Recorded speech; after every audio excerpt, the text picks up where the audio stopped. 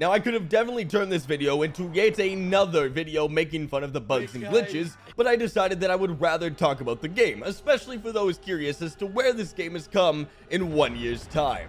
Let me just say this, the game has changed a lot, but really only for those that have been playing the game since the beginning to notice it. Now let's start by talking about this beautiful roadmap they laid down for us with all the content coming in 2019.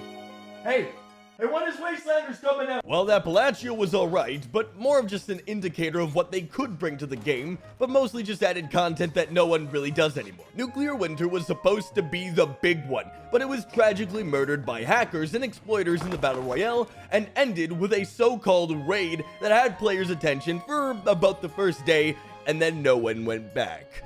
And, well, Wastelanders was supposed to end this year off with a bang. The big 1 year since launch edition of NPCs. But they pushed it back to 2020 for more prep time. We now have private and mod possible servers on the way, but as of right now, the well of content has run pretty dry. So then, what do we make of all of this? That the Outer Worlds is out in a couple of days. No, the game isn't dead yet. We still need to talk about it, as it's clearly got content coming.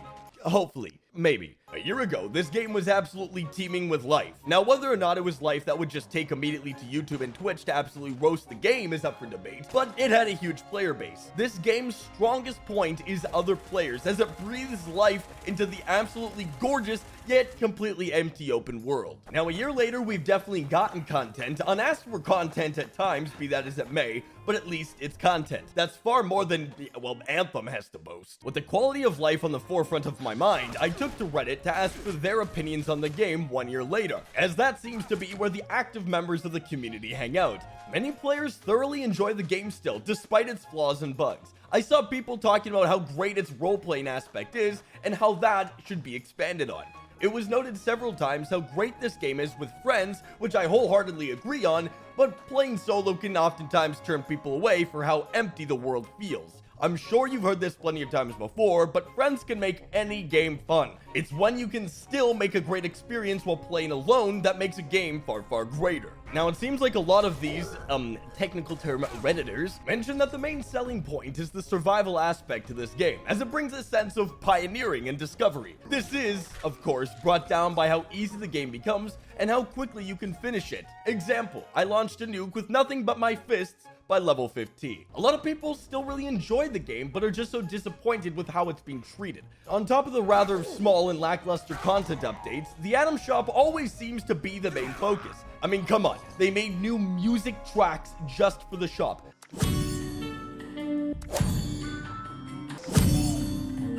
They include non-cosmetic items even after promising not to do that, but I guess they did remove the easy access Atom Shops to the train station, so at least we know they heard our cry. Now, the building in this game is still pretty bare bones, but it could have been a massive selling point. Could you imagine how many people would play this game solely for a good plot building experience? Proxima Dust voiced his thoughts on this, saying, expanded farming, animal husbandry, fishing, pets, smaller servers that cater to a larger camp budget, instance plots, player-driven role-playing. There are many ideas to improve camps, yet Bethesda has seized on none of them. This alone is a testament to the game as a whole. I believe the entirety of the player base agrees with me when I say that this game has all the fundamental mechanics of being this mind-blowing experience, but then everything just comes off as horrendously limited. It sucks to see so many people that genuinely enjoy the baseline mechanics of the game, explore, scavenge, build, and fight, to be so stuck in a fear that the game will never actually expand, nor survive to see it succeed. It's got the beautiful open world, the amazing gear customization, tons of enemy variety, and actually good perk system, so then why does this AAA title fall so short when others do not? It's because they're trying to be everything at once. First off, you had Survival Mode, a recently removed mode that focused only on PvP. Nuclear Winter, an out-of-the-blue Battle Royale, still in beta. It's grasping at straws here to match these other games, but it's hiding in the shell of familiar Bethesda mechanics to do so, and they're decent, nothing special. They're focusing so much effort on pleasing specific new audiences when they haven't even focused on the main Fallout audience. The roadmap content definitely surprised us, but continuously disappointed us with absolutely no wow factor and now delays.